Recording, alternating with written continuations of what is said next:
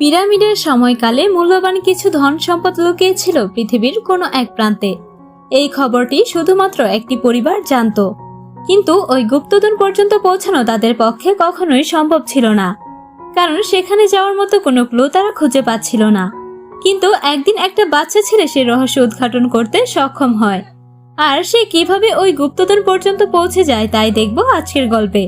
মুভির শুরুতে Benjamin Gates নামের একটা ছেলেকে দেখানো হয়, যে রাতের অন্ধকারে কিছু বই খোঁজাখুঁজি করছিল। তখনই তার নজর ভিন্ন একটা বইয়ের দিকে যায়।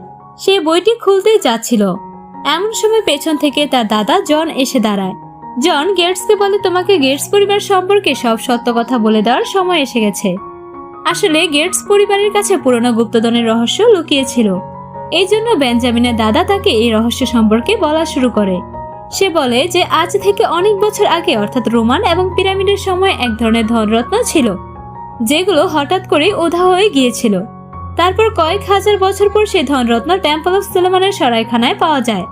আর যারা সেই ধনরত্নগুলো খুঁজে পেয়েছিল সেগুলো দেখে উপলব্ধি করে যে ওই ধনরত্নগুলো একটু রাজ্যের জন্য প্রয়োজনের তুলনায় অনেক বেশি রয়েছে। তাই তারা ধনরত্নগুলো সেখানে নিরাপদে সংরক্ষণ করার বিষয়ে সিদ্ধান্ত নেয়, আর একসাথে মিলে শপথ নেয় যে তারা সবাই এই ধনরত্নগুলো নিরাপদে সংরক্ষণ করে রাখবে। এরপর 100 বছর পর সেই ধনরত্নগুলো সেখান থেকে ইউরোপে নিয়ে যাওয়া হয়, আর সেখানে প্রায় 2000 বছর পর্যন্ত লুকানো থাকে। এরপর যখন ইংল্যান্ড পুরোপুরি ইউরোপ আর আমেরিকার দখলদারিত্ব করছিল, তখন সেই ধনরত্নগুলো রক্ষা করার জন্য সেগুলো আবার লুকিয়ে ফেলা হয়, আর সেগুলো খোঁজার জন্য কিছু ক্লু রাখা হয়। চার্লস নামের একজন বয়স্ক লোক ছিল, যে নিজের জীবনের শেষ সময় পার করছিল। সে ধনরত্নগুলো সম্পর্কে একটা ক্লু দেওয়ার জন্য প্রেসিডেন্টের কাছে যায়, কিন্তু প্রেসিডেন্ট ব্যস্ত থাকার কারণে তার সঙ্গে দেখা করতে পারে না। এর জন্য চার্লস সেই ক্লু প্রেসিডেন্টের একজন লোককে দিয়ে দেয়।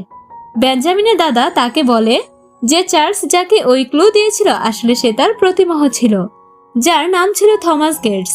সেগুলোতে লেখা ছিল সেই রহস্যটি শারুর সঙ্গে সম্পর্কিত ছিল। সেই ক্লুটি থমাসকে দেওয়ার পর চার্লস মারা যায়। শারু সম্পর্কে চার্লস নিজেও জানত না। তারপর বেঞ্জামিনের দাদা তাকে একটা নোট দেখায়, যেখানে একটা পিরামিড আর চোখ আঁকা ছিল। সে বেঞ্জামিনকে বিশ্বাস করায় যে সেই ধনরত্নগুলো বাস্তবেই আছে। তখনই সেখানে বেঞ্জামিনের বাবাও চলে আসে, আর সে বেঞ্জামিনকে বকা দিতে শুরু করে, আর বলে এইসব ধনরত্নের পিছনে আমাদের পূর্বপুরুষরা ইতিমধ্যে অনেক সময় নষ্ট করে ফেলেছে, এগুলো শুধুমাত্র নিছক গল্প। এরপর সেখান থেকে বেঞ্জামিনের বাবা চলে যাওয়ার পর বেঞ্জামিন নিজের দাদাকে কথা দেয় যে সে বড় হয়ে গুপ্তধন অবশ্যই খুঁজে বের করবে। এরপর 30টি বছর কেটে যায়, আর বর্তমানের কাহিনী দেখানো হয়, যেখানে বেঞ্জামিন একজন ট্রেজার